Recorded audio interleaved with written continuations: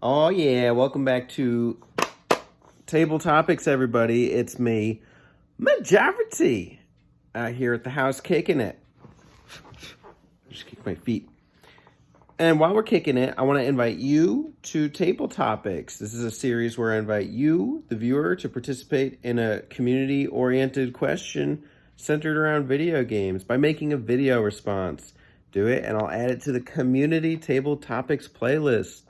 Question for this time is, what is your least valuable video game console, and why do you still hold on to it? It's not just any console, it's one that you physically own. So at this time, what is your least valuable video game console? Before I get into mine, I just want to say thank you and shout outs to Terry309 and Games with T for their video responses to the last question, gaming nostalgia. What are nostalgic games to them, and what does nostalgia and gaming mean? Very good responses. Check them out. My least valuable console at this time is my PlayStation 1. I own a PlayStation 2 and a PlayStation 3, both of which are backwards compatible. I own an upscaler for my PlayStation 2 that will upscale PS1 games into HDMI. My PlayStation 3 is automatically HDMI compatible, so I have systems that perform the exact same function. So there's no need for me to have this PlayStation 1 at all, unless I want to play an AV, and even then I could use my PS2. It's also one of the systems that I don't really have that much affection for.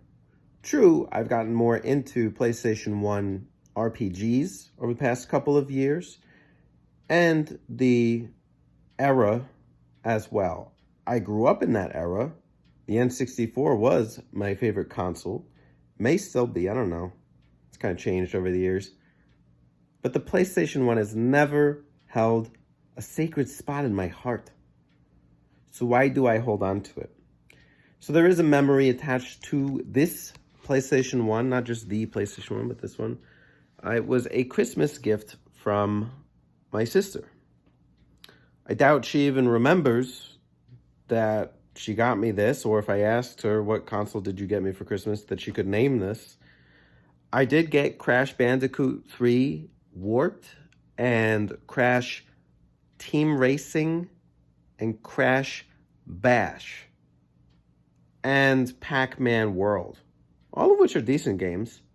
Never finished any of them at the time. So I think that's where my brain kind of trickles off a little bit. It's hard for me to part with because it was a gift. I know that. And yet, I could just play those games on other systems. So where's my holdup? I don't know. I'm about ready to part with it. It's just taking up space at this point.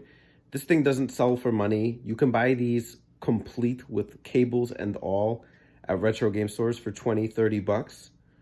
So, I mean, does anybody want a PS1 out there? I got you. Otherwise, I'm just going to leave it on the corner or at the library or something. But that is my least valuable gaming console I have at this time. Why do I still hold on to it? Because I want to give it somewhere.